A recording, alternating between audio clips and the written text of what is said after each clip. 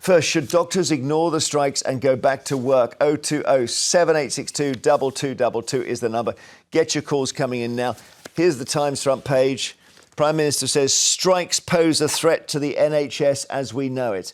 He asks the doctors not to take part in the 5 days of strike action which start today.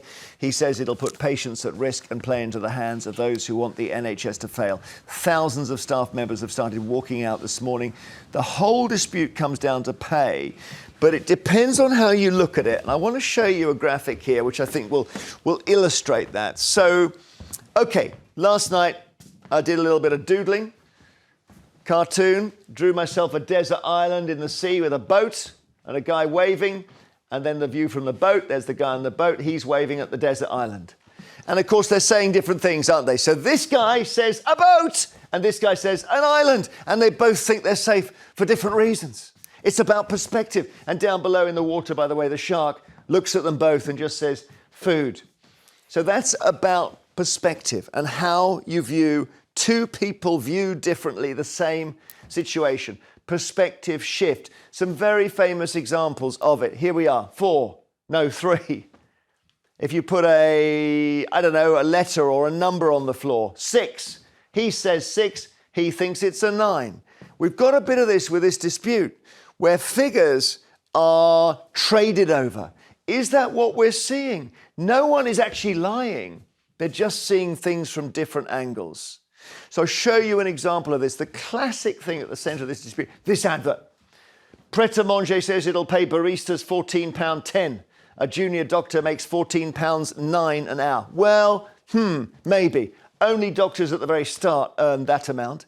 It doesn't include their overtime. It doesn't mention their promotion prospects. A barista doesn't have them. It doesn't include the entitlement doctors have to pensions, which are virtually unavailable in the private sector. Now, this is the BMA unions graph. They started, it's really famous this, they started in 2008. There we are. You put the baseline there and you look at how the pay has slid. And it's still not catching up. That's what they say. But remember, 2008 was the crash. The bottom fell out of the economy. And you then had austerity there. So everything was being driven down by essentially a bankrupt government. At this point, the doctors go on strike under the last government, the Conservative government, and they get their 22% pay rise. They go back to work. And the BMA says, well, look at that gap. There's still a massive gap. But here's the thing. They're using RPI inflation. So the question being asked is, why are you starting in 2008? And why are you using RPI? And you then bring in a different graph. It's all perspective. It's boat land. It's MW. 6-9. Right? 4-3. So we turn it around. And we now get the Nuffield Trust Research, independent researcher. They say, look, if you start in 2010, that's the baseline year. You see, they've almost caught up. They're only about 5-6% behind. And you use a different measure of inflation called CPI. Last night, the government came in behind this. Wes Streeting's health department saying disingenuous, debunked figures from the BMA, deliberately misleading. Really tough words. And they also, by the way, mention the pension, and they say most resident doctors earn more than £24 an hour. So there we are. We have that classic framing, don't we? Perspective shift, Anne.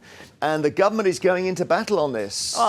I have to say, first of all, you can do anything with statistics, Jeremy, as you've just proved. You can do anything with statistics. That, to me, is not the kernel of this argument. To me, it's about morality, not statistics. And it's about whether people who hold other people's lives and welfare in their hands, whether they should ever go on strike over pay. And so I deplore the doctors' strike. Even if their pay arguments were valid, the fact is that at a time when the NHS is under ginormous pressure, I mean really huge pressure, still trying to catch up following COVID, when it's at that stage, to go on strike, for a caring profession to go on strike, is to my mind unacceptable. And what do you think, James? Well, OK, yeah. No, I think that everyone should have the right to go on strike, and they're not doing it. Police and prison officers don't. And they're not. Yes, I said I think everybody should have the right. You think the police should have the right to strike? I think everybody should have the right to go on strike. There we go. And I think, and I think that we can play around with the numbers. Although I have to say, junior doctors, or resident doctors as they're now called, they have £100,000, 70 to £100,000 of student debt. Their student debt that they pay back is paid back to a government agency which uses RPI inflation, RPI plus 3. Yep, fair enough. RPI plus 3%. That's another bit of perspective. It's another bit of perspective. Now, what has happened when you drive down wages for doctors and for nurses in the NHS, as we've seen now for over 15 years, is you get a retention crisis, fewer stay in, and fewer come in to our NHS. So there are over 8,000 vacancies. That's about 5% of the secondary medical care workforce. So if they were... You'd pay up, would you? Yes, well, of course we should pay it. Now, let's see what else has happened. You said austerity happened and therefore everything was being cut. Well, yes, but so was corporation tax for big businesses. Their tax bill was being cut at the same time as pay for doctors and for nurses was being reduced. Also, in that same period of time, and I think 2008 is a very important time because it's a time when we all saw that the economy was not run by clever people and it was not run in the broader interests of the rest of us. Billionaire wealth has tripled. The wealth of the very rich has gone up enormously, while our services have gone down, and the pay of the people that we need to look after us has decreased. Let me bring Anne back in to answer that. Yes, I mean, first of all, I think your point on debt is a good one, and that is why Reform has said that when people have qualified, they remain in the NHS for 10 years, we will remit all the student debt. But it's also why Starmer recently tried to negotiate a bit, using debt as a possible negotiating tool, and the BMA just weren't interested. So I think that point is a reasonable one. I do not accept for one moment that everybody has the right to strike. I mean, the idea that the police or prison officers should be out on strike, I think is wholly wrong. And I do for the major caring professions as well. I just don't think they should be allowed to strike. And then your point, which you make about other people getting richer, I should point out that corporation tax went up fairly recently, before Starmer, actually went up. And I don't look at who is getting richer. I'm only interested in who's getting poorer. We're going to take our break. We're taking your calls on whether doctors should just ignore the strikes and go to work. Big disagreement here. 0207 862 2222. We'll see you shortly. And today's the day they start. Paul is in Merseyside. Greg is in Tyne and Wear with different views. Greg, you go first. Hello, good morning, Jeremy. Hi, what do you want to say? Hi, well, I was a junior doctor for 5 years, and unfortunately I had to quit. I now work at Nissan, earning 3 times the amount of money than what I did as a junior doctor. So I missed that. Where do you work now? For Nissan in Sunderland. I studied in Southampton, but Nissan, yes, sir. A quick question for Anne Widdecombe. No, just a moment. Can I bring in Paul? Sorry. Paul in Merseyside. That's the reason they're on strike, right? Greg earns more working for Nissan than he did as a doctor. Yeah, but that's not what it's about, you see. When you get qualified as a doctor, it opens up a whole world of possibilities for making money, not just the NHS pay scales. You know, you can make a whole load of money just by countersigning applications for driving licences and all sorts of things. Paul in Merseyside, why do you disapprove of the doctor's strike? Well, because what is going to happen is that people are going to die. You know, this is it's a terrible state of affairs. And these junior doctors, what are they called, resident doctors now, they have gone into the profession knowing what the conditions were. Yeah. And they have a whole lifetime of opportunities open to them for making a lot of money. I don't know about making a lot of money by countersigning driving licences. I'm not sure about... Well, James is laughing at that. Oh, not just that, many other ways as well.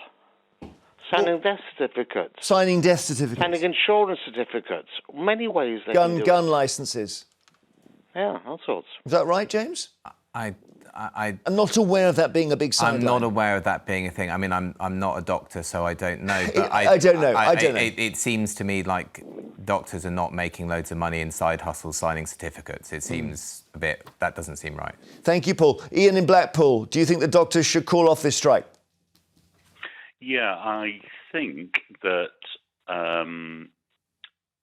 excuse me, I've lost my train of thought.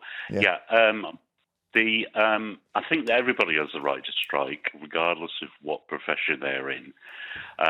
But my main point was that I think that not only are they striking for their current pay differential from 2008, or later, shall we say, but I think they're also striking for their conditions. So I have a slight solution. I've not looked into it in depth, so apologies if I've got it wrong. Go on. But if, for example, for want of a better term, the junior doctors had their student loans wiped out and the nurses had their bursaries reinstated, then I think that we would have a situation where the pay request by the junior doctors would be reduced, and also it would cause a lot of retention in that. Okay, Ian, thank you very much. Thank you. Denise in London, hi. Okay, Maria in Portsmouth, hi. Look, I owe my life to them. They saved my life. I got brain damage and I had to learn to walk. I was in a coma for 6 months. This country's broke. We have no money for them. And they've just had a pay rise. So we've got to say at some point, no.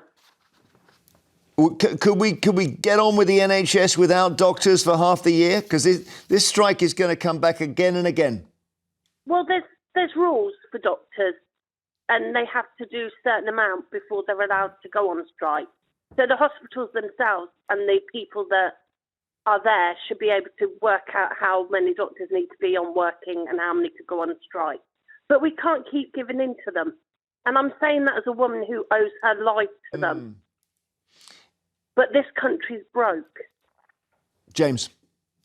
So first of all, on the point about the loans being wiped out. Address Maria here. Sorry, I think that was Ian first of all who said the point about the loans being wiped out. Anne in the last bit said that was but said that was part of what Wes Streeting negotiated on, and it's not. He mentioned it as a possible thing, and my understanding. And it was dismissed. But my understanding is nothing. Maria's point is that they shouldn't go on strike, even though she had her life saved by them. Well, you say it's because there's no money left, and I understand you thinking that because we're told that again and again. It just isn't true, though. Billionaire wealth has tripled. People who have huge amounts of money have huge amounts of money, and it's going up at a very fast rate. For the rest of us, that's not true. We have no money left. As in, we ordinary people have no money left. But there is money at the very top, and it could be used to pay doctors and nurses properly. There we are. So there are more of them, so that more people like you can have your lives saved. Maria, thank you, and that's a good point. And if we squeeze the rich until the pips squeak, you can get the money for this. Yes, that's old socialist policy, which has been discredited so often. And the fact is that, of course, we're now losing the billionaires and the multimillionaires because of the tax situation. And if we could just get it into our heads that we need those people because they bring in the wealth, they create the jobs, and they make it possible then for the nation to become richer. So I just don't buy into this view that if we all live like communists and all earn exactly the same, it's going to solve our problems. These guys are striking today. You can see, I don't think they were working as doctors in 2008. I think they were at school.